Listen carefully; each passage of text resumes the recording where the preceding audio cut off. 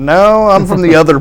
Yeah. I'm from another post, but a lot of people recognize Post 386 over by Cone Boulevard as the hot dog post. So. Now, is that just a geographical thing? I mean, or is it to keep posts from getting too big? Why more than one? Some posts, it's just don't really know. I don't really have an answer to that. Yeah. But a lot of times, some people break off from posts because there's personality conflicts and they start their own post. Mm-hmm. That's great. I mean, as long as you can sustain your post and meet the minimum requirements that we ask of a post, we're fine. Now, when a post doesn't meet the requirements, then that's where we have to do other things. Now, your post is also known as the Henry K. Butner post. Is that correct? Correct. And he's the first Greensboro? He is the first Greensboro and Guilford County soldier to be killed in World War I. He was killed in. I just did a whole write-up on him for a plaque, but he was killed in France. He was buried in Belleau Wood right after after he was killed, and then he was repatriated to the U.S. in 1921, and he's now buried in the family plot in Green Lawn Cemetery. Yeah. I saw an interesting question. I've forgotten something I was reading not too long ago. It said, do members of the military keep their rank after their discharge? And I know they don't officially, but is there any distinction among ranks in your organization? No. In fact, we in the American Legion it's in our officer's guide. There is no rank among us. Now, obviously, if you're a retired general, people are going to call you general because that's the honor that you get for being a But when it comes to the post activities and the post membership, there is no rank among us. No rank. Yeah. Sometimes people forget that. And then they have to be reminded, hey, remember, there's no rank. Yeah. And we're also non-political. Yes, we do a lot with politics by lobby. Everybody hates saying lobby, but we lobby Congress on behalf of veterans' benefits. One of the great things the American Legion did is they wrote, the National Commander in 1944 wrote the first Serviceman Relief Act, which is more commonly known as the GI Bill of Rights. GI Bill. And Henry Cole Mary, wrote the very first one, got it passed in 1944, signed by Franklin Delano Roosevelt, and we've been instrumental in every revision since, to include this last revision where it is now the Forever GI Bill. When I got out of the military in 2004, I had 10 years to use my education benefits.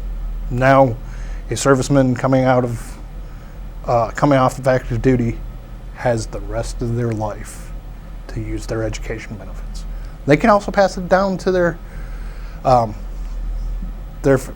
children in certain circumstances. I don't remember all the criteria, but they can do that as well. Well, as I said at the beginning of the program, there are many that feel that the veterans have not gotten all the respect and all the service that they should get because of their service to the country. So it's good to hear that things like that have happened. Yeah, absolutely. You have a nice facility out there in Creek Ridge. I understand that that's for rent for people who might want to use the facility for parties and get-togethers and things like that. Yes, we do rent. We rent the main hall for obviously a nominal fee, and then we also have another building in the back that we call the Hut. If you have a smaller party, if you're looking to have a party of 50 to 100 people, and don't need all the facilities of the big building, we have another building in the back that you can use. Again, just call the post and we'll get back to you about rentals. I don't, again, if I knew all the information, if I could rattle off the prices, I'd be happy, but I never can, Yeah. Officers, I'm sure, serve on a rotating basis. What do you have, annual election of your officers? Yeah. Every year we have annual elections of officers. again, the officers are all volunteers. So obviously some will do more, some will do their 1 year and then move on. Great opportunity to swap war stories, huh? Yes. In fact, I was going to ask you, if you don't mind, tell us a little bit about your service in the military. It's I'm a U.S. Army veteran. I went in 1992, got out in 2004.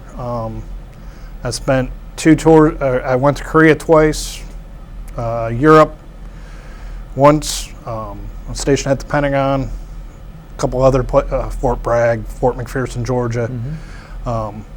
When I was in Europe, I was deployed to Bosnia and Kosovo, or what I call jokingly the Clinton Balkanification package. Yeah. But I spent 12 years on active duty, and then I got out and did 1 year in the Georgia Guard and realized Enough's enough. enough is enough. Yes. Yeah. So I was a telecommunication center operator. Before email, that's how people communicated, was through the communication centers on post. Were you ever in combat?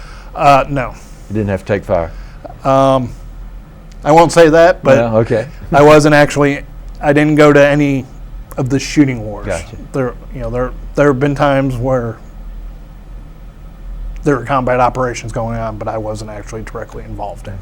You know, something we need to mention, I know it's not directly sponsored by the American Legion, but there's a Veterans Day parade coming up. Yes, November 9th, down here in downtown Greensboro, the Disabled Veterans of America are putting on a Veterans Day parade. This is, I believe, year number 5. They would love for the community to come out and show their support. It's gonna start over here by the VF building, I believe, and it's a small, quick parade, but it's better than nothing. Yeah, absolutely. Well, honoring those people that, again, deserve to be honored. Exactly. And certainly should be honored. Yeah. Well, I think it's remarkable that you're able to get as many, 300 and some is a pretty good group of veterans in this area. And I know you'd like to have more. So again, I hope people that are watching will see this as an opportunity to come and be a part. I wanted to ask you too, tell me about the 40 and 8 Honor Society. What is that? We see that number, 40 and 8. The 40 and 8 is a honor society that was at one time associated with the American Legion. Due to some, and I don't know enough about it, I'm not a member of the 40 and 8. Okay. But from just learning the history of the American Legion, I know there was a split between the two. The 40 and 8 is another veteran service organization. They do a lot of the same things as the American Legion. They originally came from like I said, it was originally designated as an honor society of American Legion members, and it has metamorphosized over the years to where now it's open to any veteran, but it's still kind of an invite system. And that's all I can really. Now I've heard the term voiture too. Is that a part of your organization? That is the auxiliary, or no, that's the post of the 40 and 8. And then there's a caban, which is the auxiliary of the 40 and 8. Wow. Our post hosts is the home for 40 and 8 voiture and caban. So. Oh, okay, very good. Operation Combat Warriors. Comfort Warrior? Is it Comfort? Yes, it's Comfort Warrior. Yeah, Comfort Warriors. Yeah, right. That is a national program that takes donations and helps transitioning wounded warriors to help them assimilate to the back into the civilian world.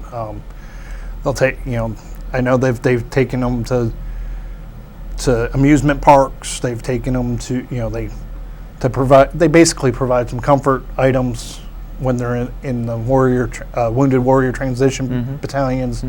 They'll take them out on a field trip, get them out, get them used to be, because I know, well, I shouldn't say I know, but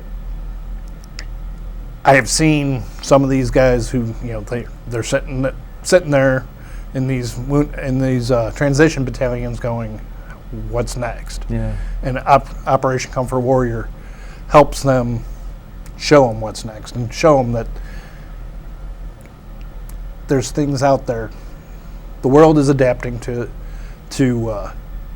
wounded, and not even just wounded, but to everybody who's lost a leg. You know, the Guilford County has, or not Guilford, Greensboro has the adaptive golf course or golf program. Helps not just wounded, not just veterans, but anybody who has a prosthesis or needs assistance. The adaptive golf course to let them learn how to play golf, and maybe they pick up a sport. Operation Comfort Warrior kind of helps along with that. Yeah, the American Legion also provides assistance, I think, don't they, to veterans that might need it, whether it's financial or maybe aid in other ways. Yeah, we have what's called the temporary financial assistance, and that is geared for veterans that have children in the home. It's a one-time grant for emergencies.